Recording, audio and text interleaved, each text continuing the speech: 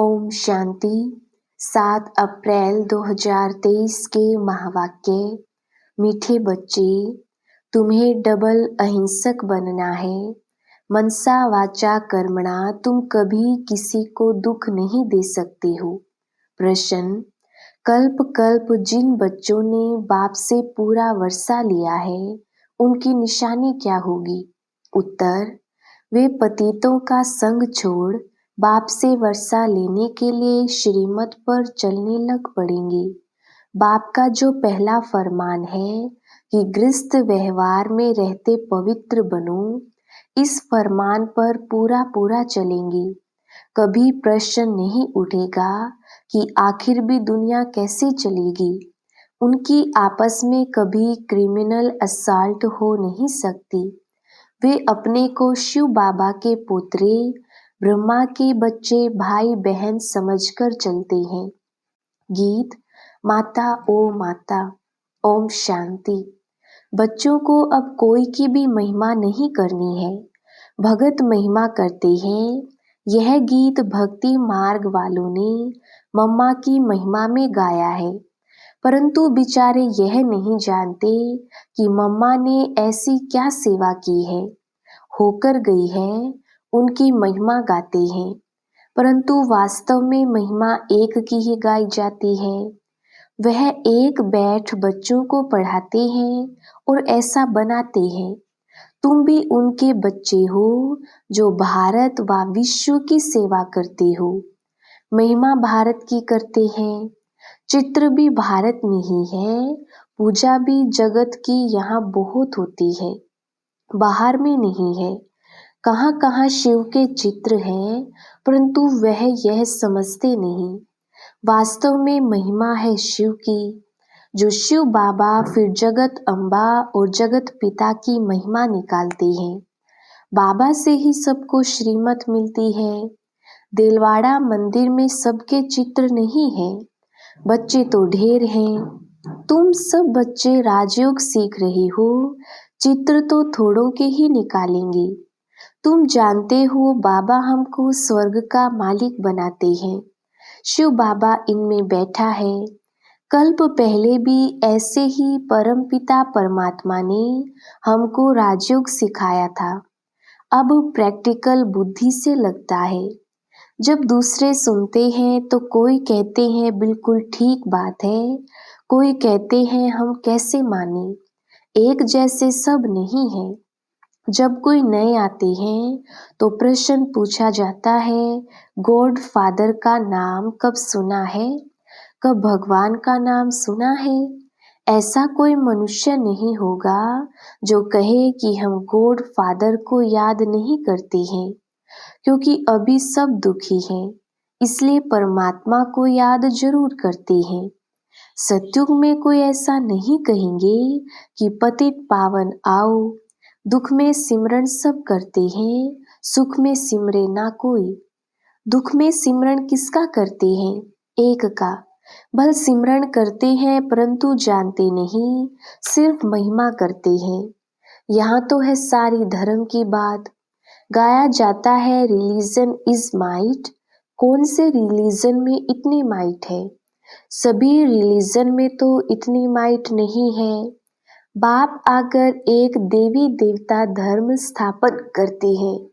बाबा को कहा जाता है ऑलमाइटी, तो जो धर्म स्थापन करते हैं उसमें भी माइट है। तुम जानते हो हम देवता धर्म वाले बनते हैं तो हमारे में कितनी माइट आती है। हम बाप से राजाई लेते हैं, हम कोई हिंसा नहीं करते हैं। सत्युग में दोनों हिंसा नहीं होती। एक काम कटारी की हिंसा, दूसरी किसी पर क्रोध करना, कुछ बुरा अक्षर कहना, यह भी बाण चलाना है। इनको वायलेंस कहा जाता है। तुम किसको दुख नहीं दे सकते। बाबा कितना अच्छा सिखलाते हैं, सबको सुखी बनाओ। मुख्य बात काम कटारी चलाना, यह है सबसे बड़ी हिंसा। बंदूक आदि चलाना, मारना, वह भी हिंसा है। कोई भी प्रकार से किसको दुख देना हिंसा है। इसलिए बाप ने कहा है काम महाशत्रु है। गाया भी जाता है अहिंसा परमो देवी देवता धर्म। उनमें दोनों हिंसाएं नहीं थी, कभी भी किसको मनसा वाचा कर्मणा दुख नहीं देते थे। बाप आकर स्वर्ग की स्थापना करते हैं, कल्प पहले की थी अब फिर कर रहे हैं। किसको मारना पीटना क्रोध करना सबसे छुड़ा देते हैं। मुख्य बात है पवित्रता की, इसलिए राखी बंधन गाया हुआ है। बहनें बैठ भाइयों को राखी बांधती हैं कि काम कटारी नहीं चलाना, परंतु मनुष्य यह अर्थ नहीं समझते। तुम हो ब्रह्मा के बच्चे, शिव के पोत्रे, तो तुम भाई बहन हो गए। आपस में कभी क्रिमिनल असॉल्ट नहीं कर सकते। यह है पवित्र बनने की युक्ति। बहन भाई कभी आपस में शादी नहीं करते हैं, तो बाप समझाते हैं कल्प कल्प जिन्होंने वर्षा लिया है वही श्रीमत पर चलते हैं। अधर कुमारी कुंवारी कन्या का मंदिर भी है। गृहस्थ से निकल फिर बाप के बच्चे बनी हैं, तो उन्हों को अधर कहा जाता है। जरूर होकर गए हैं, अब प्रैक्टिकल में है। ऐसे मत समझो कि हम पवित्र बनेंगे तो सृष्टि कैसे चलेगी।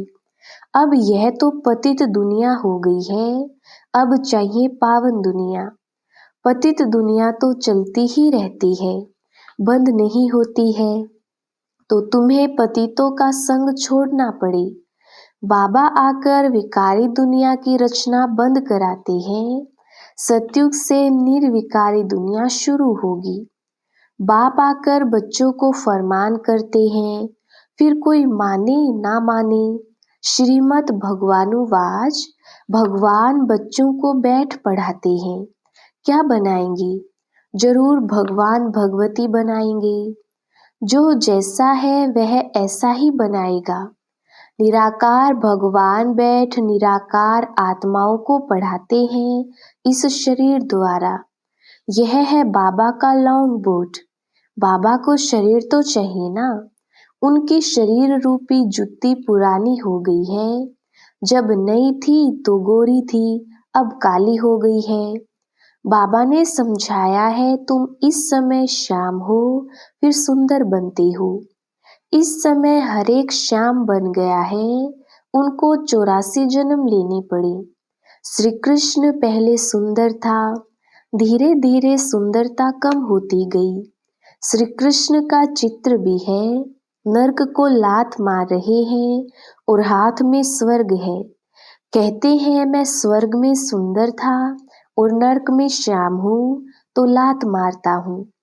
जो भी सूर्यवंशी घराने के हैं वह सब सुंदर थे। सारी डिनाइस्टी राज्य करती थी। अब सभी काले बन गए हैं, इसलिए श्याम सुंदर नाम चला आता है। श्री कृष्ण की आत्मा ही पहले जन्म लेती है। श्री कृष्ण के साथ सारी राजधानी भी है। सभी पुरुषार्थ कर रहे हैं फिर से गोरा बनने का। कहते हैं काली देह में सर्प ने डसा, वह भी अभी की बात है। माया सबको डसती रहती है। माया ने सबको काला बना दिया है, बाप फिर से गोरा बनाते हैं। स्वर्ग में ऐसा होगा नहीं, वहां 21 जन्म सदा सुखी रहते हैं। अकाले मृत्यु कभी होती नहीं। अभी दैवी राजधानी स्थापन हो रही है। बाप आकर सबको राज्य भाग्य देते हैं। और कोई धर्म स्थापन करने वाले राज्य भाग्य नहीं दे सकते। इब्राहिम बौद्ध आदि राजा ही नहीं स्थापन करते, वह सिर्फ धर्म स्थापन करते, फिर धर्म की वृद्धि होती है। उनको वास्तव में गुरु भी नहीं कहा जा सकता, क्योंकि गुरु करते हैं सद्गति के लिए। वह तो आते हैं धर्म स्थापन करने, ना कि सद्गति करने। उनके पिछाड़ी उनके धर्म की आत्माएं नीचे उतरती हैं, तो गुरु भी वास्तव में कोई को कह ना सके। सबकी सद्गति करने वाला एक शिव बाबा है। उनके लिए ऐसे नहीं कहेंगे कि वह जन्म लेते हैं, यह रोंग हो जाता है। वह अवतार लेते हैं। जन्म लेना अर्थात गर्भ में आना। मैं गर्भ से जन्म नहीं लेता हूँ, अवतार लेता हूँ, परंतु कैसे आते हैं यह कोई समझते नहीं है। मैं परम धाम से आकर इस तन में प्रवेश करता हूँ। मुझे शरीर तो चाहिए ना, और चाहिए बड़ा शरीर। छोटे तन से तो बात कर ना सके। मैं अनुभवी रथ बहुत जन्मों के अंत के जन्म वानप्रस्थ अवस्था में आता हूँ। गीता में भी है कि मैं इनके जन्मों को जानता हूँ। यह अपने जन्मों को नहीं जानता था, अब तो जानते हैं। एक बार बता देता हूँ, पहले यह देवता था, 84 जन्म लेते लेते अंतिम जन्म में है, तब मैंने इनमें प्रवेश किया है। यह है कल्याणकारी जन्म। बाबा आकर इनके द्वारा पढ़ाते हैं, तो यह माता भी हो गई। वास्तव में यह है माता, परंतु सर्विस पिता के रूप में करते हैं, इसलिए मम्मा को निमित्त बनाया है। तुम बच्चे भी उनके साथ निमित्त बनते हो, सबको स्वर्गवासी बनने का रास्ता बताते हो। मनुष्य मरते हैं तो कहते हैं स्वर्गवासी हुआ, वह पुरुषार्थ नहीं करते हैं। हम तो स्वर्गवासी बनने के लिए पुरुषार्थ कर रहे हैं। सतयुग में लक्ष्मी नारायण थे, उनको स्वर्ग का मालिक बनाने वाला कौन? जरूर नहीं थे तब बनाया, इसमें तकलीफ की कोई बात नहीं। बाबा सिर्फ राय देते हैं कि गृहस्थ व्यवहार में रहते इस अंतिम जन्म में पवित्र बनो। अब पुरानी दुनिया का विनाश होना है।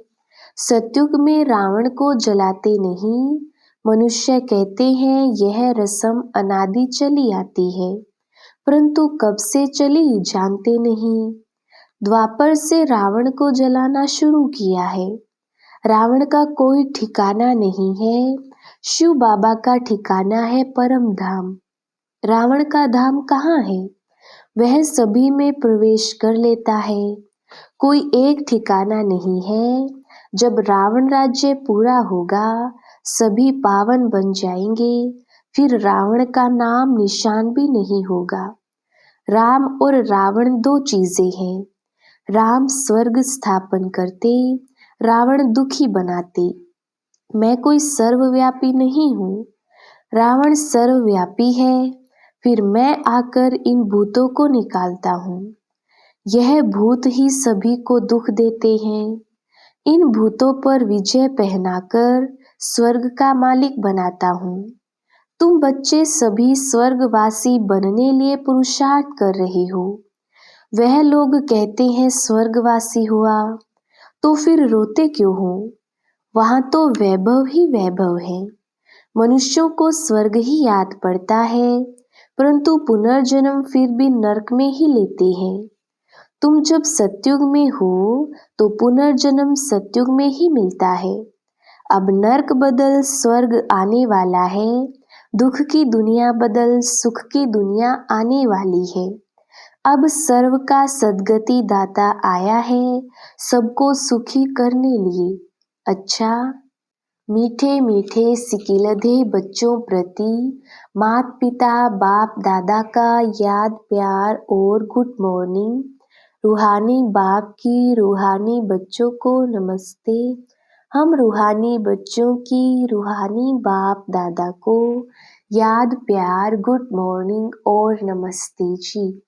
धारणा के लिए मुख्य सार।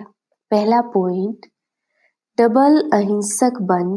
मन वचन कर्म से किसी को भी दुख नहीं देना है, पवित्रता की सच्ची राखी बांधनी है। दूसरा पॉइंट, पतितों का संग छोड़ एक बाप के फरमान पर ही चलना है। स्वर्ग का मालिक बनने के लिए भूतों पर विजय प्राप्त करनी है। वरदान, हर कर्म का बोझ बाप पर छोड़ स्वयं ट्रस्टी बन रहने वाले डबल लाइट फरिश्ता भव। विस्तार, हिम्मत रखने वाले बच्चों को बाप दादा सदा ही मदद करते हैं। बच्चे श्रेष्ठ संकल्प करते और बाप हाजिर हो जाते। सिर्फ बाप के ऊपर सारा कार्य छोड़ दो तो बाप जाने कार्य जाने। खुद अपने ऊपर जवाबदारियों का बोझ नहीं उठाओ। ट्रस्टी बनकर रहो तो सदा हल्के डबल लाइट फरिश्ता बन उड़ते रहेंगे। दिल साफ है तो मुराद हासिल हो जाती है। स्लोगन: उमंग उत्साह के पंख साथ हों तो उड़ती कला में उड़ते रहेंगे। अच्छा, ओम शांति।